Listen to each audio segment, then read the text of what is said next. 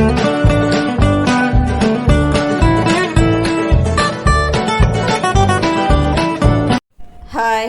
Hello friends, అందరికీ నమస్కారం అండి. అందరూ ఎలా ఉన్నారు? నేనైతే మొన్నటి వీడియో అండి, ఇది చిన్న వీడియో అప్లోడ్ చేశాను.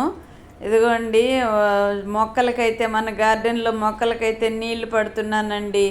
చెప్తున్నాను కదా, కోతులైతే గందరగోళం చేసి పెడుతున్నాయని ఆ తొట్లన్నీ దొల్లిచ్చేసేయండి. అటుపక్క అదిగోండి టేబుల్ రోస్ మొక్క చిన్ని తొట్టులో పెట్టినానండి. మంచిగా పూస్తూ ఉన్నాయి పువ్వులు.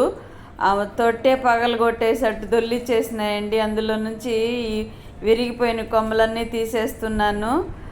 నీళ్ళు అయితే ఇది టచ్ మీ నాట్ మొక్క ఉంది కదండి, అదంతా ఎండిపోయిందండి. మధ్యలో ఒక రోజు 2 రోజులు పైకి వెళ్ళలేదా, ఎండలకి బాగా ఎండిపోయింది. పక్కన ఇంకో కొమ్మలు వస్తున్నాయి మొలకలు, వాటిలన్నా బతికించుకోవాలండి. బాగా గుబురుగా వచ్చింది, అట్టే నిలువున ఎండిపోయిందండి. అది ప్రతిరోజు నీళ్ళు పడుతూనే ఉండాలి ఆ మొక్కకైతే.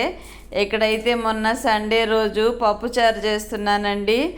అదిగోండి చూపెడుతున్నాను కదా, టమోటాలు అయితే 3 వేసాను. కచ్చిగా ఉన్నాయండి, కొంచెం గట్టిగా ఉన్నాయి. పచ్చిమిర్చి వేసాను. అవంతా కడిగి పెట్టేసి కొద్దిగా చింతపండు కప్పులో వేసి పసుపు కొద్దిగా వేసానండి. అంతే, ఒక 2-3 వెయిట్లు పోనిచ్చిన తర్వాత ఉడికించుకునేసి పోపు పెట్టేసుకోవడమేనండి. ఆనియన్స్ అయితే లాస్ట్లో వేస్తాను చెప్పాను కదా. నేను వితౌట్ ఆనియన్తో పప్పు కూరలన్నీ కూడా, కూరగాయలే కాదు కూరలన్నీ కూడా వితౌట్ ఆనియన్ అంటే ఉల్లి వెల్లుల్లి తిననండి నేను. అవి లేకుండానే నా వరకు చేసుకుంటాను. దాని తర్వాత వాళ్ళకి చేసి కలిపేస్తూ ఉంటానండి. ఇదిగోండి అరటికాయ రా బనానా ఫ్రై అని షార్ట్ పెట్టాను కదా, అది కూరకి ఇలా కట్ చేసి చెక్కు తీసేస్తున్నానండి. పీలర్తో తీసేస్తాను, చెక్కు నీట్గా వచ్చేస్తుంది. మరీ పైకి అడుగు కంట తీసేయనండి, పైన గ్రీన్గా ఉండేది పోయేంత వరకు తీస్తాను. దాని తర్వాత మిగతాదంతా వాడుతానండి. కొందరైతే లోపల గుజ్జే తీసుకుంటారు కదా, నేనైతే అలాగ చేయను. ఇదిగోండి ఇలాగ పైన గ్రీన్గా ఉండేదంతా తీస్తాను అంతే. పైన పల్చటి పొర తీసేస్తాను. 2 అరటికాయలు చేస్తున్నానండి. ఇలా చేస్తే ఇంట్లో వాళ్ళందరూ ఇష్టంగా తింటారండి. పిల్లలు పెద్దవాళ్ళు అందరూ కూడా ఇష్టంగా తింటూ ఉంటారు. అందుకనేసి పప్పుచారు కాంబినేషన్ ఇది రా బనానా ఫ్రై సూపర్గా ఉంటుందండి. ఒకసారి మీరు కూడా ట్రై చేసి చూడండి ప్లీజ్ ఫ్రెండ్స్, చాలా బాగుంటుంది. ఇదైతే ఇలా చెక్కు తీసేసి ఒక కాయని 3 భాగాలు కానీ 4 భాగాలు కానీ వేసి ఉడకబెట్టుకోవాలండి. ఒక్క వెయిట్ పోనిస్తే చాలండి. మరి 2 వెయిట్లు 3 వెయిట్లు పోయాయి అంటే మరి లేతకాయలు అయితే 1 వెయిట్ చాలు, ముదురుగా ఉంటే 2 వెయిట్లు అండి. పోనిచ్చేసి చల్లారబెట్టి ఫ్రై చేసుకోవాలండి. ఆనియన్స్ అవన్నీ వేసి, నేనైతే చెప్పాను కదా నాకైతే విడిగా పెట్టాను. మళ్ళా చాలదేమో అని మళ్ళీ ఆ కాయను కూడా కట్ చేసి వేసేసానండి. 2 పూటలకు కావాలి కదా, నైట్కి మధ్యాహ్నానికి అందరం ఇష్టంగా తింటామని చెప్పాను కదా, ఆ కాయ కూడా వేసేసాను. 2 వెయిట్లు పోయిందండి. కుక్కర్ కూడా అరటికాయలు కూడా ఉడికిపోతున్నాయి. ఆపేసాను, ఉడకబెట్టి ఆపేసాను. ఇక్కడ పప్పుచారు పోపు పెడుతున్నానండి. కొద్దిగా జీలకర్ర, కొద్దిగా ఆవాలు, కొద్దిగా మెంతులు కూడా ఒక 2 గింజలు వేసానండి. అంటే ఆవాలు మినపప్పుతో పాటు నేను మెంతులు కలపనండి. కొన్ని కూరలకు మెంతులు వేస్తాను, కొన్ని కూరలకు వేయను. మసాలా డబ్బాలు అంటే పోపుల డబ్బాలో అన్నీ సపరేట్గా పెట్టుకుంటాను. దేనికి ఏది కావాలో అవి వేస్తూ ఉంటానండి. ఒకసారి చూపిస్తాలేండి పోపుల డబ్బాలు ఏమేమి వేసి పెడుతూ ఉంటాను నేనని. కరివేపాకు కడిగి పెట్టుకున్నానండి, 2-3 కూరలకు అవసరం కదా అని ఒకేసారి తీసి కడిగి పెట్టేసాను పక్కన. ఏ కూరకు అవసరమో అంత తీసి వేస్తున్నాను. ఇదిగోండి పప్పుచారు అయితే ఇలాగా పోపు పెడుతున్నానండి. ఇది పోపు పెట్టేసి ఒక 2 నిమిషాలు ఉడకనివ్వాలండి పప్పుచారు. ఇంత పప్పుచారు చేస్తున్నానా, 2 రోజులు మిగిలిపోతుందేమో అనుకున్నాను, కానీ 1 రోజుకే సరిపోయిందండి. కొద్దిగా మిగిలిందంతే. ఇష్టంగా తింటారండి పిల్లలు అందరూ కూడా. నేను కూడా ఇష్టంగానే తింటానండి. నా ఫేవరెట్ పప్పు, ఏ వెరైటీ చేసినా నేను ఇష్టంగా తింటూ ఉంటాను. వెజిటబుల్స్ కూడా బాగా తీసుకుంటానండి. నేను ఎక్కువ కూరగాయలు తినేది మా ఇంట్లో నేనే అని చెప్తూ ఉంటాను కదా. నాకు బాగా ఇష్టమండి వెజిటబుల్స్ తినడము. చిన్నప్పుడంటే దొరకనివన్నీ కూడా అప్పుడు దొరికేవి, కానీ తల్లి తండ్రి దగ్గర పెరగలేదండి. చెప్పాను కదా, అన్నయ్య వదిన దగ్గర పెరిగాను అని. వాళ్ళు పెట్టిందే తినాలి. అన్నీ నేను చేసినా సరే స్వతంత్రం అనేది ఉండేది కాదు. అదిగోండి ఇలాగా కాయలు చల్లారి పెట్టుకోవాలండి. జల్లిగిన్నెలో వేసి చల్లారిన తర్వాత ఫ్రై చేసామనుకోండి పొడి పొడిలాడుతూ ఉంటుంది. ఆ వేడి మీదే వేపేసామనుకోండి వేసి, అదొక గంజిగా ఎక్కువ అంటే ఎక్కువ ఉడికిపోయినట్టు అయిపోతుంది. కొంచెం చల్లారిన తర్వాత దాన్ని కొంచెం క్రష్ చేసి వేయాలండి. ఇదిగోండి ఉల్లిపాయలు సాంబార్కి అంటే పప్పుచారుకి ఉల్లిపాయలు వేస్తున్నానండి. చిన్ని ఉల్లిపాయలు తెచ్చారు మా అబ్బాయి అని చెప్పాను కదా, షార్ట్ కూడా పెట్టున్నాను. అందులో ఉల్లిపాయలు పప్పుచారుకి ఉల్లిపాయలు వేసి పప్పుచారు చేస్తున్నానండి.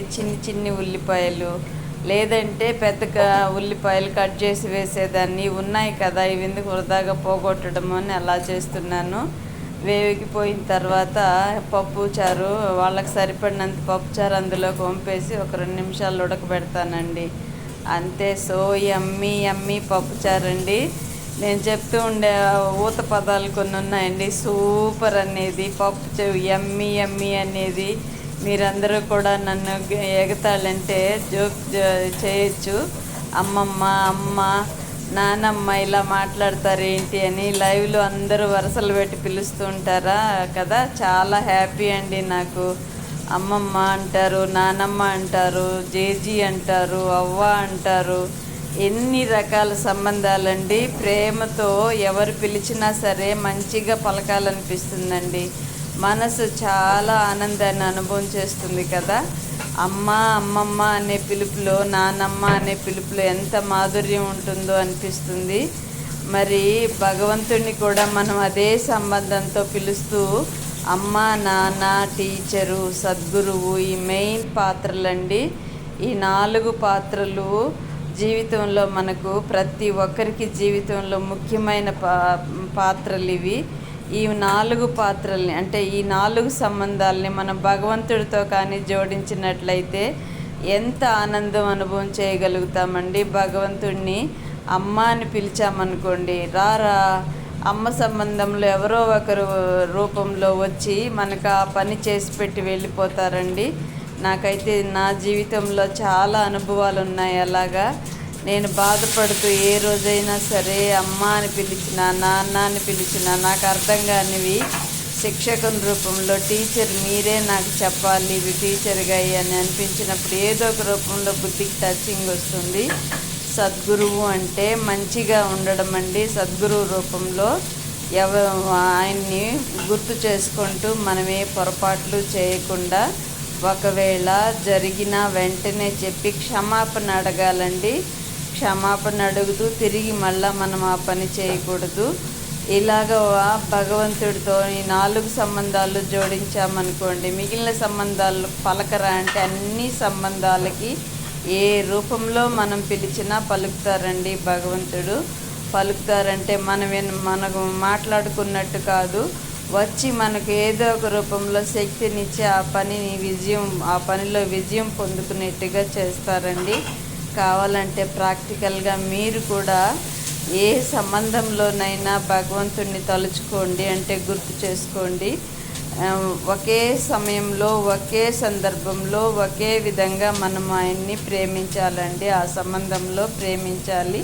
తప్పకుండా మనకు ఆ మనోకామనలు అంటే మన కోరికలు పూర్తవుతాయి. ఇక్కడైతే పప్పుచారు ఉడకబెట్టి వంపేస్తున్నానండి. సూపర్గా తయారైందండి పప్పుచారు. నేను పప్పులు, ఆకుకూర పప్పు ఇలాంటివి, సాంబార్ ఇలాంటివి బాగా చేస్తానండి. వయసు అయిపోయింది కదా, వయసుతో పాటు అనుభవం కూడా పెరిగింది కదా, అందుకని పడుకొని ఉన్నానండి. లేచి వచ్చి అలాగే వంట చేస్తున్నాను. ఇదిగోండి ఆనియన్స్ వేపేసాను. ఆనియన్స్తో పాటు కొద్దిగా కరివేపాకు, ఆనియన్స్కు ముందుగా కొద్దిగా కరివేపాకు, మినప్పప్పు కొద్దిగా వేసాను. పంటి కింద క్రిస్పీగా తగులుతూ ఉంటే ఇష్టంగా తింటారండి పిల్లలు.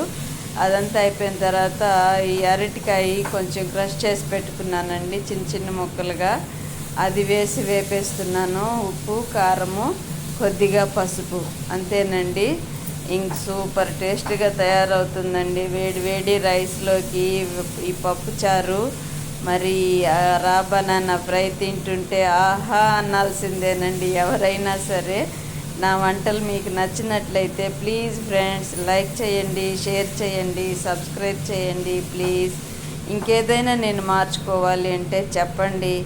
ఎలా చేస్తే వీడియోస్ బాగా క్లిక్ అవుతాయి అనేది కూడా నాకు చెప్పండి. నేను నేర్చుకుంటాను ఫ్రెండ్స్. నేర్చుకోవడం సదా విద్యార్థి జీవితమేనండి. నాకు అన్నీ తెలుసు అనుకోవడం కూడా అహంభావమే అవుతుంది. ఎదిగోండి పప్పుచారు, రా బనానా ఫ్రై ఎలాగుంది? నచ్చినట్లయితే ఒక లైక్ ప్లీజ్.